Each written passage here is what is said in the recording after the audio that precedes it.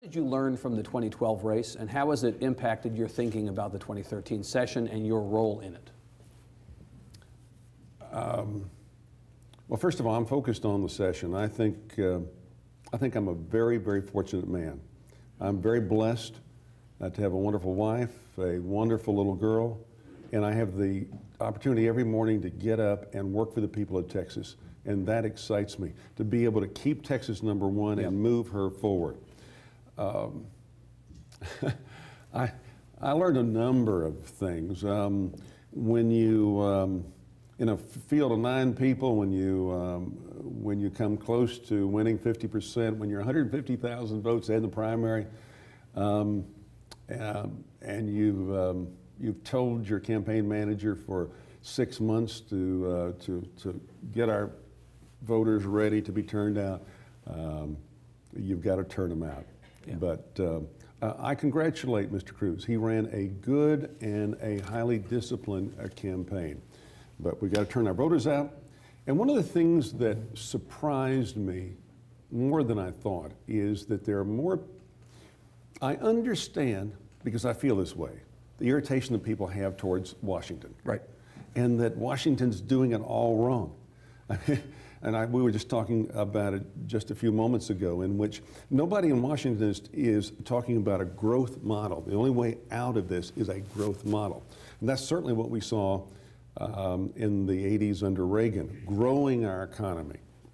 But so many people who lean and vote Republican are so mad at Washington that I probably haven't done a good enough job. They think Texas government, they think Austin works the same way. Anybody in government is the same as the people. Yeah. People. And so I think across the board, we need to do a better job. That's why when I wasn't working on our policy for the session over the last 6 months, I've traveled all around the state. I've sat down with Chamber of Commerce and soccer moms and Tea Party group after Tea Party group, just last Monday night with about 100 members, grassroots, and walking them through, listening to them what their priorities are. Amazing what you can do when you listen. And then talking about what the state's doing. It's surprising. So many people have no earthly idea that we've cut taxes 51 times here in the state of Texas, over $14.5 billion. No one has any idea, well, few people realize that as a result of all of this, we've got the #1 job creation machine right here in Texas. We're 49th, something you may not like, but we're 49th out of 50 states in per capita state spending, 47th out of 50 states in per capita state debt per $1,000 worth of disposable income. Now, from a fiscal point of view, it doesn't get any better. It's pretty conservative. Yes. Right. But as you know, Governor, one of the things that you were saddled with, I think unfairly, during that primary was that you were insufficiently conservative. And the question for a lot of people coming out of that... I should have called on you to say something. Yes, I would have been a good campaign manager. But the question, because you led a very conservative Senate the last several sessions, right? The question here, though, is going forward, do you take away from the experience of having been saddled with that label of being insufficiently conservative, that you now need to be more visibly conservative than you've been, or are you satisfied that the Dewhurst of old doesn't have to change to be a more post-Senate race, more conservative Dewhurst in this session?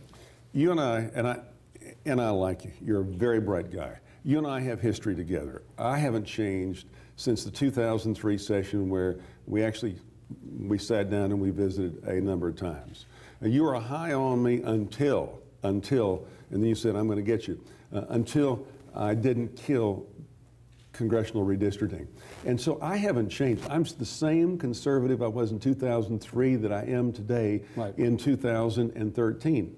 Now, have I learned a lot? I pray to God I've learned a lot. I've certainly learned a lot about how to, I listen a whole lot better. I think I know how to grow our economy. And this is a big economy. If we were a separate country, 14th largest economy in the world. So the upside is no change. Same guy. Same guy. Same guy.